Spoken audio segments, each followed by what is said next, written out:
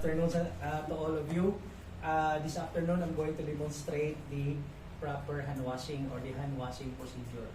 So hand washing is the most effective way to control the spread of microorganisms that would cause infection or disease to humans. And it is done before and after every procedures or medical procedures. So the materials needed are the following.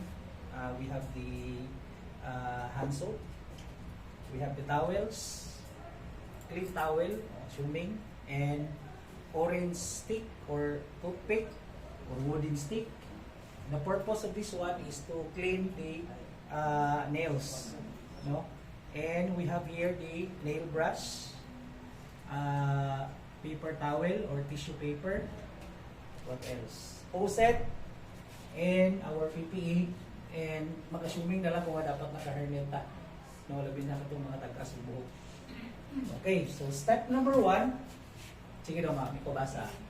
Number 1, gather all materials and bring them to the working area. Okay, so assuming this is the materials, so nanamatanan, i-identify na nato. So the purpose of those is to save time and effort. So here we have to gather the materials and bring them nearest to your working area.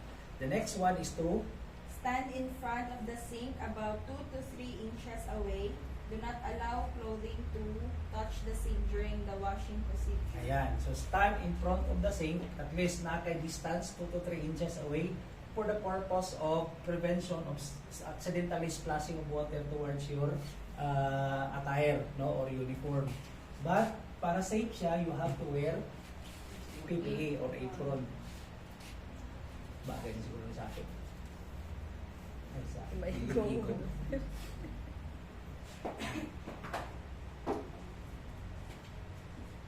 Okay. Na-mention ba na ma'am ang roll of sleeves? And number 3, roll of sleeves and remove jewelry because jewelry can harbor microorganisms. Sige, wait lang ha. Okay, so wear PPE.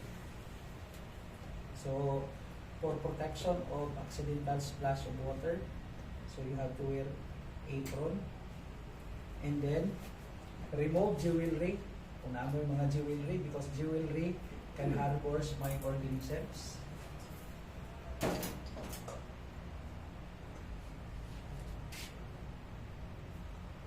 Isa itong mga importante nga jewelry, i-remove sa. Okay, usually na diya si microorganisms. So wala kayong mabilin sa atong kamot. And then, next, as much as possible, you have to roll up sleeves for protection na lang po sa inyong sanina para di mabasa. Ayan. And then, next, ma'am. next, wear your PPE in order to prevent contamination. Turn on the faucet and adjust the water pressure and temperature if possible. Make sure the water is warm. Okay. So, you have to open the faucet. Make sure nga ang pressure is dili siya kusog, dili po siya kanang hinay kayo. Just enough lang. And then, kung naa siya hot and cold, so dapat you have to regulate that one, the temperature into warm temperature. Mas easier matanggal ang mga microorganisms or even dirt in our hands if medyo warmer ang temperature sa atong water. Sige. Then ma'am, what's next? Next, wet your hands and wrists. Keep your hands lower than your elbow to allow water to flow towards to the fingers. Okay. So, di ba, ang pag-wet na to, okay na raw, you can diri.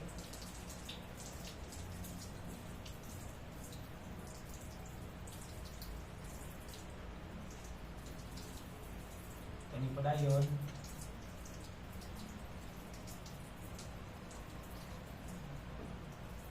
So, ipa-drain lang. Next, ma'am, is to Lather an amount of liquid soap in your hands. May lang na.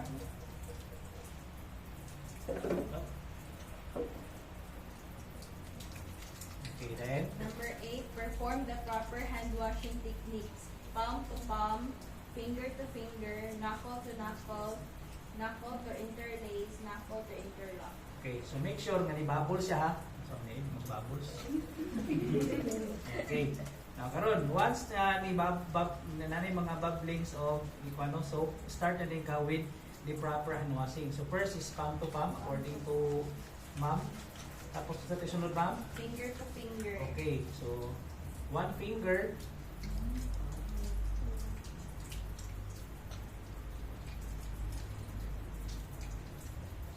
Ano siyang tawag ang finger to finger? Ayun lang yung play nagsabot ha.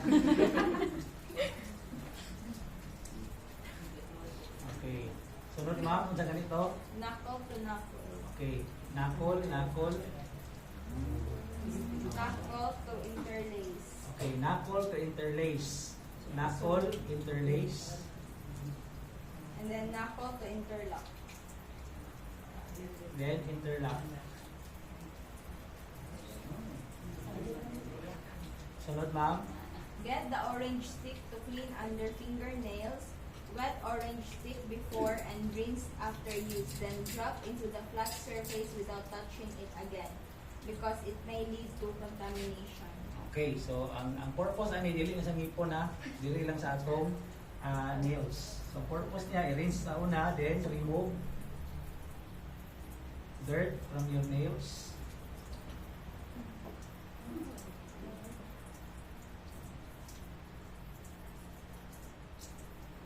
So kada tanggalin mo, i-rinse mo kay basin gagnay na bilin.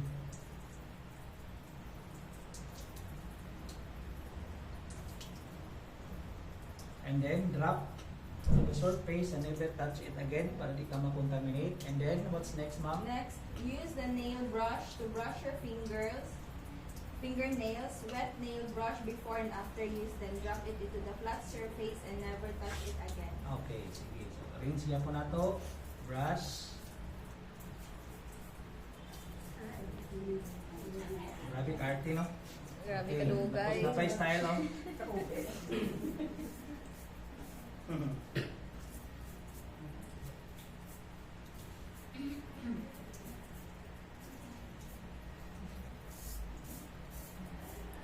Okay, so ang purpose po niya ani is kaning nail beds na to dire oh.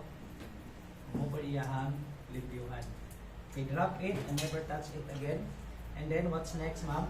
Next, using another amount of liquid soap, rub your hands from elbow to wrist and wrist to fingers. Okay, so naay. Using Sige, padayon na sa firm circular strokes, do it 10 to 20 seconds per arm. Okay, so gikan diri sa elbow in a circular manner, diba? Pa-down siya sa wrist. So this is consider your elbow as the least contaminated and your wrist as the most contaminated. Dapat 10 to 20 seconds per hands, no? Arm. Arm, okay. So, na, then another na po. Diri na po sa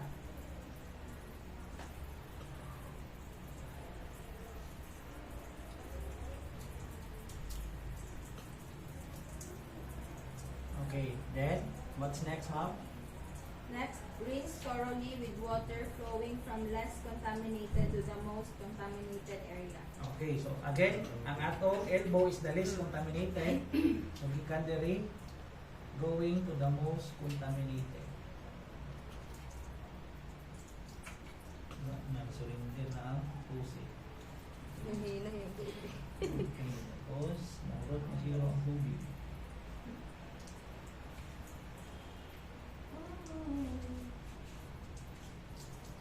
Okay. Then, Pat pat dry. hands dry alternately, beginning from the fingers and moving downward towards the forearms with a dry towel and discarded immediately. Okay, so assuming mo na itong dry towel.